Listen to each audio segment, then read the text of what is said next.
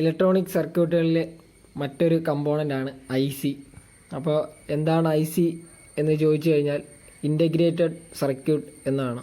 അതായത് ഈ ICയുടെ ഉള്ളിലായിട്ട് സർക്യൂട്ടുകൾ ചെയ്തു വെച്ചിട്ടുണ്ട്. അത് നമ്മുടെ ആവശ്യാനുസരണം നമുക്ക് ഉപയോഗിക്കാവുന്നതാണ്.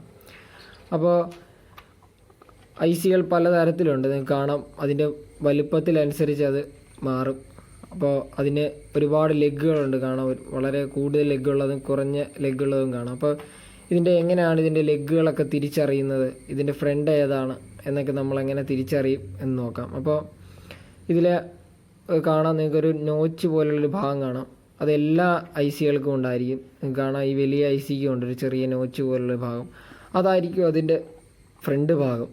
അപ്പോൾ ഇതിൻ്റെ ഒന്നാമത്തെ ലെഗ് എങ്ങനെ തിരിച്ചറിയും എന്ന് ചോദിച്ചാൽ, ഈ നോച്ചിനോട് ചേർന്ന് ഇതുപോലെ ഒരു ചെറിയ ഡോട്ടഡ് പോയിൻ്റ് കാണാം. അതെല്ലാ ICയിലും കാണും. ഇത് വളരെ ചെറിയ IC ആയതുകൊണ്ടാണ് ഇത് കാണാത്തത്. അപ്പോൾ ഇങ്ങനെയുള്ളൊരു ഡോട്ടഡ് ഇത് കാണാം. അതിന് നേരെയുള്ള ലെഗായിരിക്കും ഒന്നാമത്തെ ലെഗ്. അപ്പോൾ അവിടെ നിന്ന് നമ്മൾ പിന്നിലേക്ക് എണ്ണും.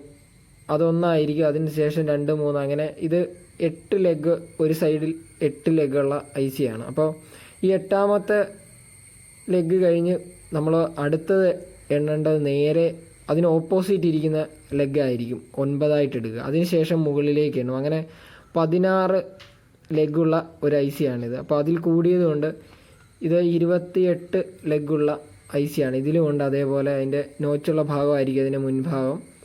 ചെറിയൊരു ഡോട്ടഡ് കാണാം. അത് അതിൻ്റെ ഒന്നാമത്തെ പിന്നുമായിരിക്കും. ഇവിടെ നിന്ന് താഴേക്ക് എണ്ണും. അതിനുശേഷം ബാക്കി തൊട്ട് ഇപ്പുറത്ത് നിന്നായിരിക്കും എണ്ണുന്നത്. അങ്ങനെ അടുത്ത് ഇതൊരു മൈക്രോ കൺട്രോളറാണ്. ഇതിന് ഈ 40 പിന്നുള്ള ഒരു IC ആണിത്. ഒരു സൈഡിൽ 20 പിന്ന് ഇതിനുണ്ട്. അപ്പോൾ ഇതിനും ഉണ്ട് അതേപോലെ ഒരു നോച്ചും ഒരു ഡോട്ടഡ് പോർഷൻ. അതാണ് അതിൻ്റെ ഒന്നാമത്തെ ലെഗ്. അപ്പോൾ ഈ മൈക്രോ കൺട്രോളർ നമുക്ക് പ്രോഗ്രാം ചെയ്യാം. അതായത് നമ്മുടെ ആവശ്യാനുസരണം നമുക്ക് പ്രോഗ്രാം ചെയ്യാം.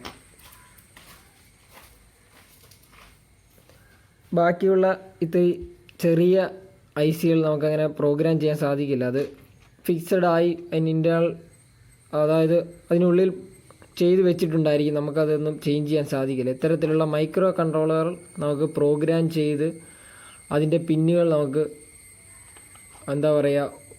കൺട്രോൾ ചെയ്യാൻ സാധിക്കും. പിന്നെ ഇനി ഇതെങ്ങനെ ബ്രെഡ് ബോർഡിൽ കണക്ട് ചെയ്യുമെന്ന് നമുക്ക് നോക്കാം. ഇപ്പോൾ ഞാനിവിടെ ബ്രെഡ് ബോർഡ് എടുത്ത് വെച്ചിട്ടുണ്ട്. ഇതിൽ ഈ നടുക്കൊരു സ്ലോട്ട് കാണാം നീളത്തിൽ. അത് ശരിക്കും IC ഫിക്സ് ചെയ്യാൻ വേണ്ടിയാണ് അങ്ങനൊരു പോർഷൻ ഈ ബ്രെഡ് ബോർഡുകളിൽ ഉണ്ടാക്കിയിരിക്കുന്നത്. കാരണം ഇതിനിപ്പുറത്താണ് ഒരു IC കണക്ട് ചെയ്യുന്നില്ലെങ്കിൽ അതിൻ്റെ പിന്നുകളെല്ലാം ഷോർട്ടായിരിക്കും. നേരെ തിരിച്ച് ഇതിന് നടുക്കാണ് നമ്മൾ IC സെറ്റ് ചെയ്യുന്നതെങ്കിൽ ഇതുപോലെ